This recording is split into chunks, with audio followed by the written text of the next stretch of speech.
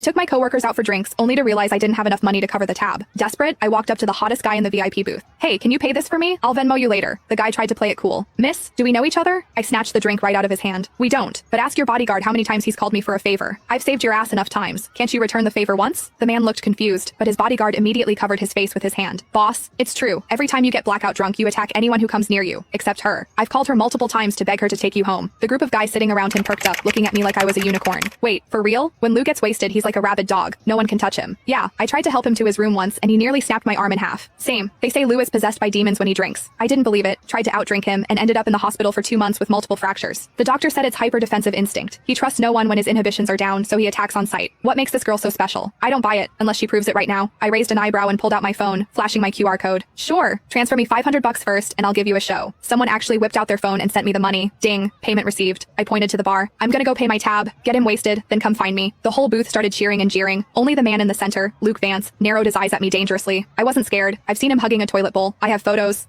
Look at him now, sitting there like a king in his VIP booth, all elegant and refined. A total fraud. I'd already seen him at his worst. I paid the bill and sent my coworkers home. Then I walked back to the booth. "Hey, I took the 500. I had to deliver the show." Luke's friends were trying their hardest to pour drinks down his throat, but Luke wasn't having it. He grabbed my wrist, dragged me out of the club, and shoved me into his Maybach. Slam. The door shut so hard the car shook, like a shaken soda bottle finally popping its cap. I rubbed my nose. "Hey, it's not my fault you only trust me when you're drunk. It's annoying for me too, you know? It all started 6 months ago. I was leaving work late when I saw a guy sprawled out in the middle of the street using a city bike as a blanket. It was hilarious. Being terminally online, I had to take a video. But when I got closer, damn, what a face. Too bad he was wasted, reeking of alcohol. He was muttering about being thirsty. I took out my water bottle and poured him a cup. He was surprisingly obedient, gulping it down. I tried to wake him up. "Hey, you can't sleep on the street. Where's your phone? I'll call your friends." He ignored me, snoozing away on the asphalt. I had no choice but to pat him down. Found his legs were incredibly long, like model long. I found his phone, unlocked it with Face ID, easy when they're asleep, and FaceTime D the first contact on his list. I pointed the camera at his face. "Hello? This phone's owner is sleeping on the street. If you're his friend, come get him." The guy on the other end didn't even ask for a location. He just screamed, "Back away from him! 5 feet! Now!" I thought he was worried I was going to rob the hot guy. I scoffed. "Relax. I'm not interested in drunks. I'm sending you the location. Hurry up." The guy yelled again. "Do not ignore me, unless you want to die, psycho." I hung up. Then I sat on the curb to guard the guy. He decided my thigh was a better pillow than the bike. He slept like a baby under the moonlight. 10 minutes later, the friend arrived and looked at us like he was seeing a ghost. I swore, "Look, I didn't touch him inappropriately." As soon as I spoke, the guy shifted. He wrapped his arms around my waist and buried his face in my stomach, treating me like a body pillow. I couldn't pry him off. I pulled his ear. "Hey, wake up, your friend is here. Let go." He didn't budge. I looked at the friend. "Help me out here. I can't move his arms." The friend stood 5 feet away, refusing to move. I was pissed. "Why are you just standing there?" He said. "I don't want to die." Me. "What?" The guy explained he wasn't a friend, but a bodyguard. He pulled his car up, parking exactly 5 feet away. "You have to get him into the car." "Are you sick? He's your boss, not mine. I called you out of the goodness of my heart, and now I have to do the heavy lifting?" The bodyguard refused to help. He stood there with his arms crossed. I was furious. I took it out on the drunk guy, dragging him